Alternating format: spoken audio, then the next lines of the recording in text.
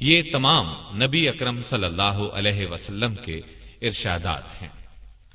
لوگوں پر ایک ایسا زمانہ آئے گا کہ دین پر قائم رہنے والے کی حالت اس شخص کی طرح ہوگی جس نے انگارے کو مٹھی میں پکڑ رکھا ہو۔ دنیاوی اعتبار سے سب سے نصیب والا وہ ہوگا جو خود بھی کمینہ اور اس کا باپ بھی کمینہ ہو۔ لیڈر بہت اور امانت دار کم ہوں گے۔ قبیلوں اور قوموں کے لیڈر منافق، رذیل ترین اور فاسق ہوں گے۔ بازاروں کے رئیس تاجر ہوں گے۔ پولیس کی کثرت ہوگی، وہ ظالموں کی پشت پناہی کرے گی۔ بڑے بڑے عہدے نااہلوں کو ملیں گے۔ لڑکے حکومت کرنے لگیں گے۔ تجارت بہت زیادہ پھیل جائے گی، یہاں تک کہ تجارت میں عورت اپنے شوہر کا ہاتھ بٹائے گی۔ ناپ تول میں کمی کی جائے گی۔ لکھنے کا رواج بہت بڑھ جائے گا، مگر تعلیم صرف دنیا کے لیے حاصل کی جائے گی۔ قرآن کو گانے بجانے کا آلہ بنا لیا جائے گا، یعنی گا گا کر پڑھیں گے۔ ریا، شہرت اور مالی فائدے کے لیے قرآن کو گا گا کر پڑھنے والوں کی کثرت ہوگی۔ فقہا کی قلت ہوگی۔ علماء کو قتل کیا جائے گا۔ ان پر ایسا وقت آئے گا کہ وہ سرخ سونے سے زیادہ اپنی موت کو پسند کریں گے۔ اس امت کے آخری لوگ پہلے لوگوں پر لعنت کریں گے۔ امانت دار کو خائن اور خائن کو امانت دار کہا جائے گا۔ جھوٹے کو سچا اور سچے کو جھوٹا کہا جائے گا۔ اچھائی کو برا اور برائی کو اچھا سمجھا جائے گا۔ اجنبی لوگوں سے حسن سلوک کیا جائے گا اور رشتہ داروں کے حقوق پامال کیے جائیں گے۔ بیوی کی اطاعت اور ماں باپ کی نافرمانی کی جائے گی۔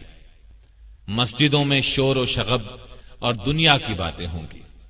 سلام صرف جان پہچان کے لوگوں کو کیا جائے گا، حالانکہ سلام ہر مسلمان کو کرنا چاہیے، چاہے اس سے جان پہچان ہو یا نہ ہو۔ طلاقوں کی کثرت ہوگی۔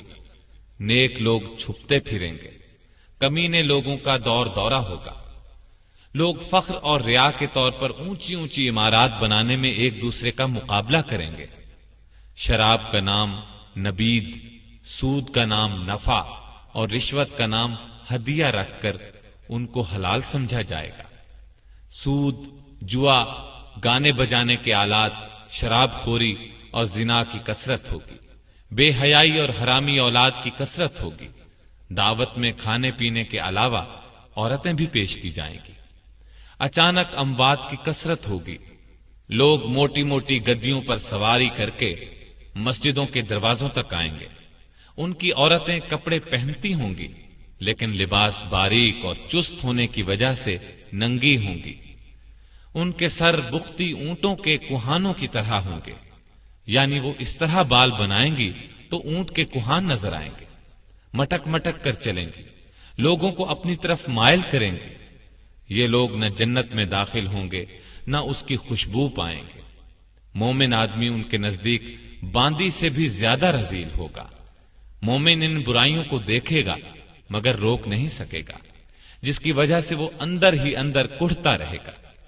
یہ تمام علامات نبی اکرم صلی اللہ علیہ وسلم نے اس زمانے میں بیان فرمائی جب ان کا تصور بھی مشکل تھا، لیکن آج ہم اپنی آنکھوں سے ان سب کو دیکھ رہے ہیں۔ کوئی علامت اپنی انتہا کو پہنچی ہوئی ہے، کوئی ابھی ابتدائی مرحلے میں ہے۔